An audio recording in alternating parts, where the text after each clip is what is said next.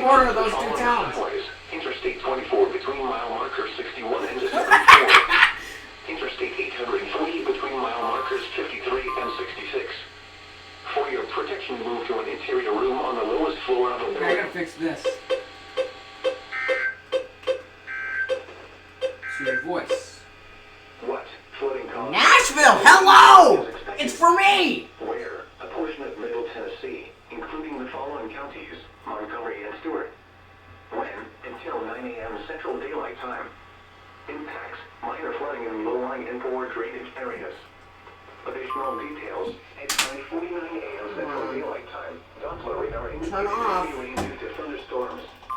Minor flooding is ongoing It's or broken. expected to begin shortly in the advisory area. Between 1 and 2 inches of rain have fallen. Additional rain fallen on